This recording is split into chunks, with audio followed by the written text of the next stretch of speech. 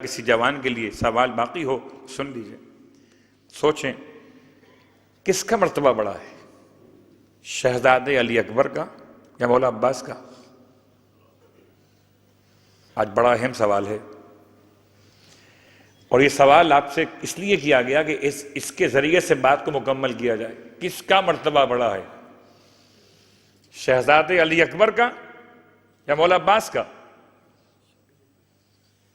تو آپ کے ذہن میں شاید یہ بات آئے کہ شہزادے علی اکبر خون حسین ہیں، اولاد حسین ہیں، لیکن الفاظ ہیں امام سید سجاد علیہ السلام۔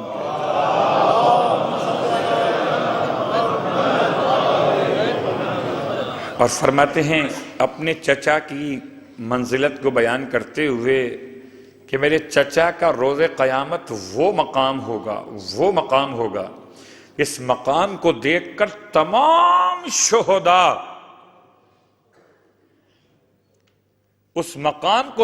تمام شہداء غبط کریں گے، رش کریں گے۔ ان تمام شہداء میں علی اکبر شامل ہیں۔ یہ فیصلہ علماء کا، میرا نہیں، میرا کام تو پیش کر دینا ہے۔ شاید اس کے بعد بھی اگر کوئی آپ کو اور تسلی چاہیے تو جو میں نے پڑھا وہ جملہ ریپیٹ کرتا ہوں، قیامت کا دن ہوگا، یہ حدیث پڑھ چکا ہوں میں اس اشرے کے اندر، اور سرکار ختم یہ مرتبہ صلی اللہ علیہ وآلہ وسلم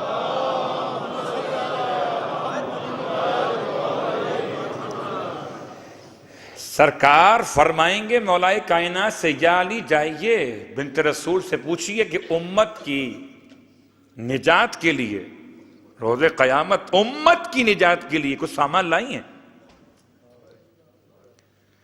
اور جب مولا کائنات آ کر سوال دہرائیں گے، بی بی بابا کہتے ہیں آپ کے کہ کچھ سامان ہے امت کی نجات کے لیے، تو اب یہ جملہ میں پھر ریپیٹ کر رہا ہوں آج خلاصے کے طور پر، کفانا لہذا الامر الیدان المقطوعتان من ابن العباس۔